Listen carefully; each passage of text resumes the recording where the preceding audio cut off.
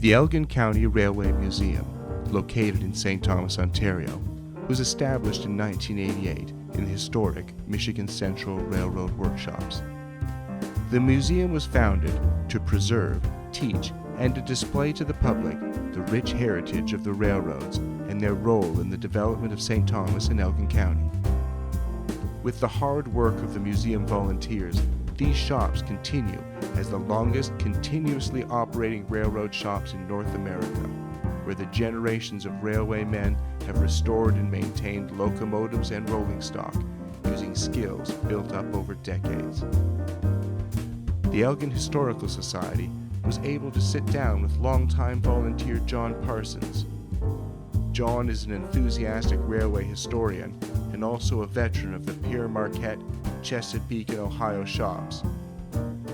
John took us through a number of 1940s photographs of the Michigan Central shops from the museum's collection. He was able to identify the machinery on the shop floor and explain to us how it was being used. We're here with John Parsons in the middle of the historic Michigan Central shops. John, we've got some pictures from what looks like the 1940s, and I'd just like you to point out some of the features in there, some of the machinery, some of the activities that are going on, and tell us what's happening. Okay, Mike, this picture is a portion of the huge shops that were the New York Central Locomotive Repair Shop. To the left of this track was primarily where the locomotives were brought in and stripped down for repairs and overhaul. And to the right was all machinery for restoring these parts to new or operating condition. In the foreground of this picture, there's a rack here with all the main rods on it, and they would be being polished up and new bearings or the bearings repaired that were in them.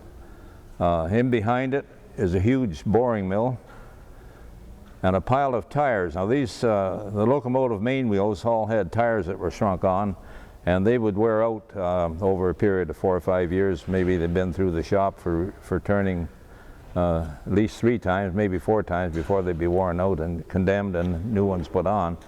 This big boring mill we referred to earlier was where they would turn the inside diameter of the tires to the proper diameter, which was probably 3/32 of an inch smaller than the wheel that was going on.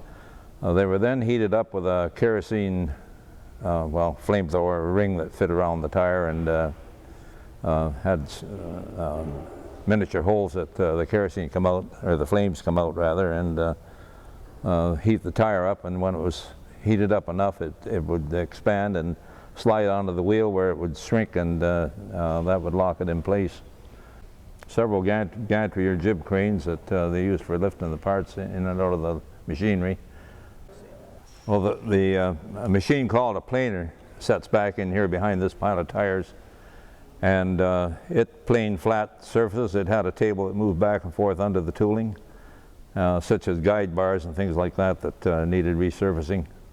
And this multitude of belts, I think, enabled the planer to reverse back and forth. It was rather than have a transmission, they done it with belts. At the top of this picture we have an office. Actually it was the master mechanic or the general foreman's office, and you could overlook the whole shop from this lookout, a set of steps going up to it. This is the big boring mill that they turned the tires in here, and in behind was a smaller mill, and I think they have a cylinder, either back head or a front head cover on it, probably resurfacing the seat where it fit against the cylinder. Further down the shop, we're looking towards the south. Here is a huge wheel lathe. These chucks or face plates were probably 8 feet in diameter, and they could reprofile the treads on the main driving wheels. And back in here is I think it's a quartering machine. All the main wheels on a steam locomotive had to be quartered. The crank pins on the opposite side was 90 degrees from right to left, and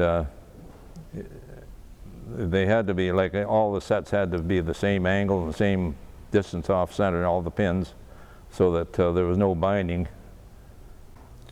Oh, down in this corner there's a series of pistons and piston rods that are either have been machined up or are awaiting machining. And here are what they call crossheads. These piston rods had a taper on the end and a slot for a key to go in, so they fit in the part of the crosshead. And then on top of these are actually upside down because there's a link here that would be on the bottom of it. And there was one of those on each side of the locomotive that carried the motion from the piston rod to the main rod. Okay, I think this is looking north in the shop. Here we have a bunch of crosshead slippers or shoes. In our shop, we used to babbitt those. Babbitt was a bearing material, and they would babbitt them and then remachine them. And this machine here is where they were doing the machining on them. The bottom of the picture are 2 or 3 driving boxes. They called them boxes. They were actually the bearings that sat on the main axle and carried the weight of the locomotive. A little machine here. I think it may be when they bored a cylinder out on a locomotive, they would have to have a little motor to drive it, and I think this was the machine they drove it with. And I think that's what they called a tug or a small tractor. They pulled. You'll notice some of these pictures. There's a cart or anyway, they threw the steel shavings off the cuttings that come off the machines, and then he's probably picking those up with this tractor to take them out to dump them. Okay, the locomotive side. They show the smaller crane of the two. There's a large crane up in that bay that was capable of picking up a locomotive and moving it down the shop.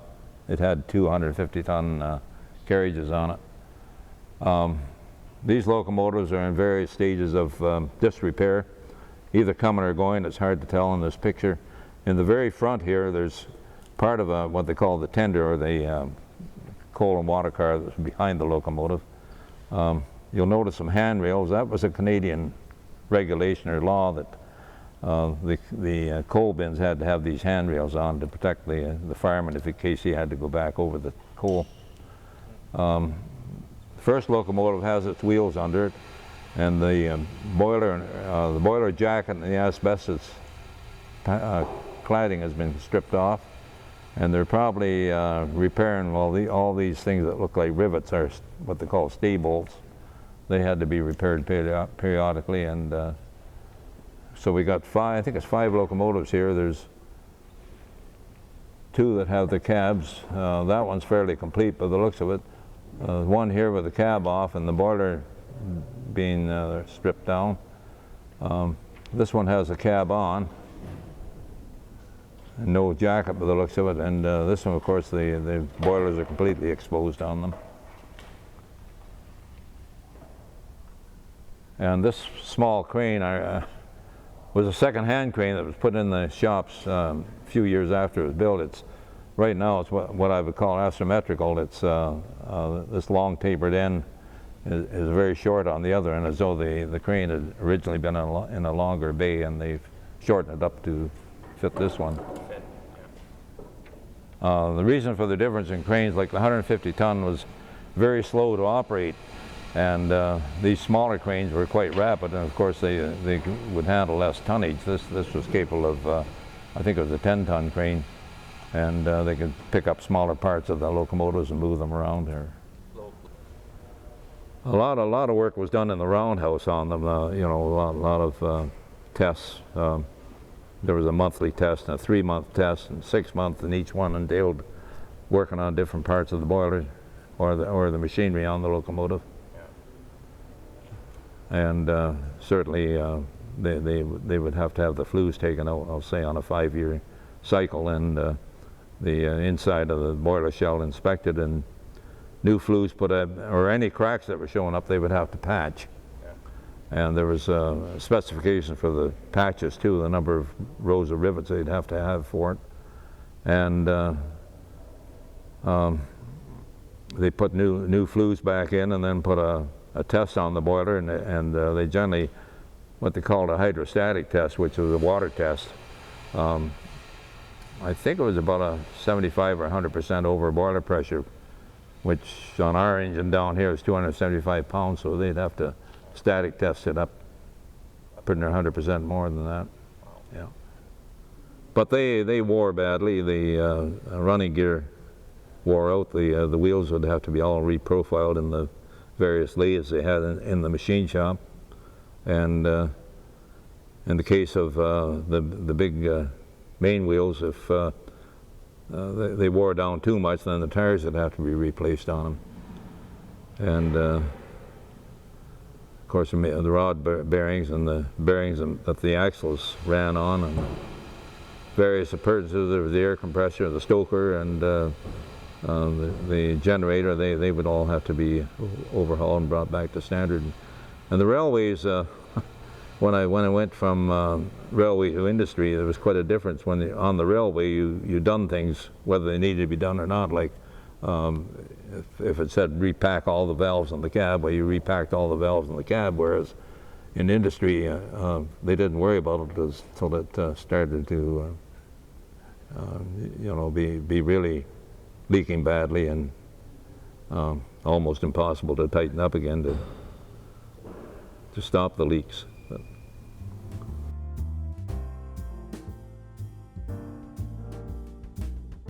well, for one thing, he's got too big a pair of calipers. They called these things calipers. They were the way you measured diameters. They're too big for the job he's doing, and he's standing on the carriage of the lathe, which was a no-no, safety-wise. Put up that other one too. And this one's about as ridiculous.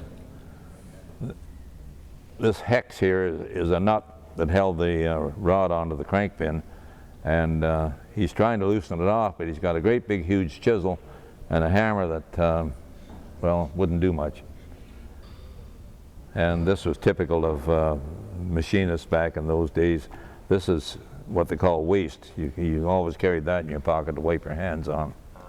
And it looks like his overalls have never been cleaned for a month, but some of the guys who used to kid, their overalls got so stiff they'd stand up by themselves. But